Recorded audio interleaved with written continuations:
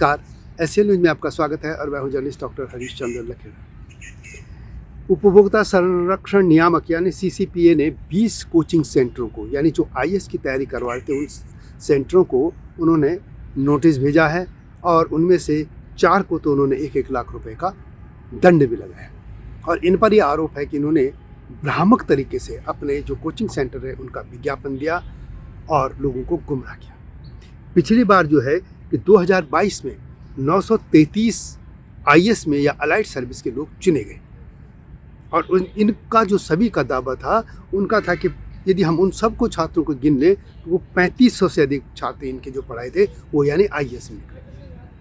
अब सवाल कैसे हो सकता है कि 933 और इन्होंने दावा किया 3500। आखिर ये कैसे हो जाए? इन्होंने कुछ ने माना भी है और कि ये ऐसा हुआ। वास्तव में ये बहुत बड़ा धंधा है। 58,000 करोड़ रुपए का एक कारोबार फैल चुका है। अभी तक तो इंजीनियरिंग और वगैरह इनकी जो कोचिंग है इसके मामले सामने आ रहे हैं। कोटा में जब बच्चों ने आत्महत्या की तो तब ये मामले, लेकिन इसमें देखिए एक है अवध ऊर्जा, एक है दिव्य कीर्ति। इनके जो कोचिंग सेंटर हैं बड़े बड़े हैं और ये कोचिंग पढ़ाने के अलावा अब ये धर्म पर भी बात करने लग जाते हैं।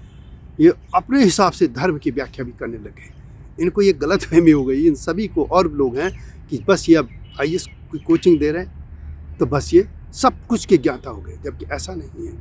सिर्फ और सिर्फ ये कुछ प्रश्नों को तैयार करिए और तैयारी कीजिए और उसमें आप ये आईएएस बनिए, ये बात है। यानी आप तैयारी इतनी मेहनत कीजिए अपनी सब्जेक्ट की, आप घर में बैठ के बहुत से लोग टॉप करते रहे।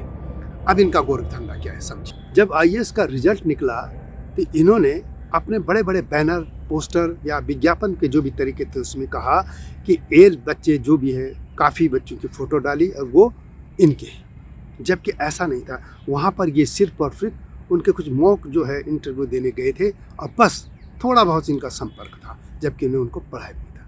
अब इन कोचिंग सेंटर में कौन है इनका मैं पढ़ लेता हूँ।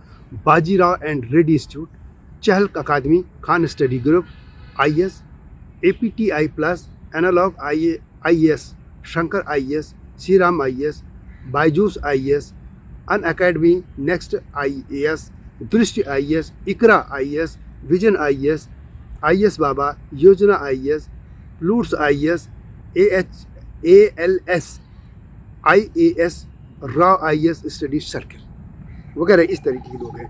और इनमें से Rao IAS study circle, Chahal academy और IQRA आईएएस आदि पर 1-1 लाख रुपया जुर्माना बैठा दिया। अब सवाल है कि नौबत ऐसी क्यों आई? ये भ्रमित तौर पे लोगों को ऐसे विज्ञापन देते हैं कि बस इनके पढ़ाने से ही आईएएस बनेंगे और उसमें क्या होता है कि गरीब बच्चा पहले डिमोरलाइज हो जाता है। इन कोचिंग सेंटरों पर भी तो कुछ सरकार को अंकुश लगाना चाहिए। ये कितना पैसा ले रहे हैं, कितने इतनी परसेंटेज लोग निकल रहे हैं, इन सब पे सरकार को कुछ तो ध्यान देना होगा, क्योंकि ये बहुत बड़ा कारोबार और जिसको हम कहते हैं माफिया टाइप हो गया है। इनका एक प्रचार तंत्र इतना मजबूत है कि लोग उसको देखते लगते हैं कि बस उनका बच्चा यहाँ एडमिशन ले लेगा तो वो आईएएस निकल गया। ये किसी भी तरह का इन बच्चों का पहले इनको कोई टेस्ट नहीं लेते कि कौन बच्चा इसके योग्य है या को उनको कोचिंग, वो बस जो भी आए भीड़ उसको एडमिशन अपने आप दे देते हैं।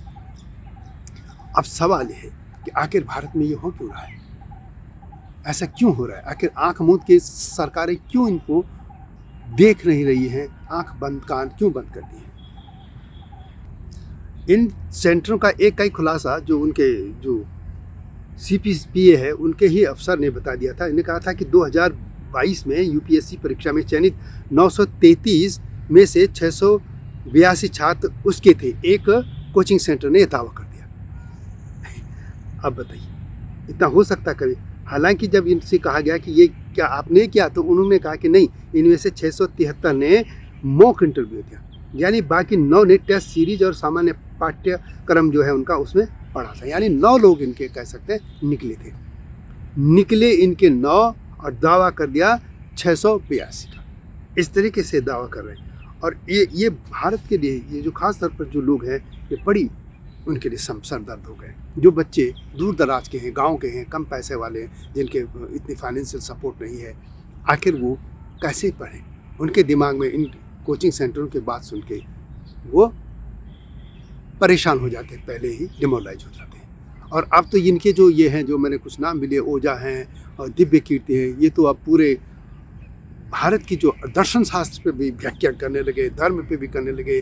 सोशल मीडिया जब से फेसबुक और यूट्यूब और वगैरह, इन पे पूरा का पूरा इसी में ये अपने ज्ञान दे रहे हैं, और उससे लोग भी इनसे इतने प्रभावित हो रहे हैं कि पूरे के पूरे दुकानें इनकी खुल गई हैं। आखिर सरकार को सोचना होगा कि इस तरह के लोगों को इन पर अंकुश तो होना चाहिए, चाहे कोई भी सेंटर हो, इंजीनियरिंग हो, डॉक्टरी के हो, या और भी छोटी बड़ी जो भी कोचिंग सेंटर है, इन पे एक नियामक तो होना ही चाहिए।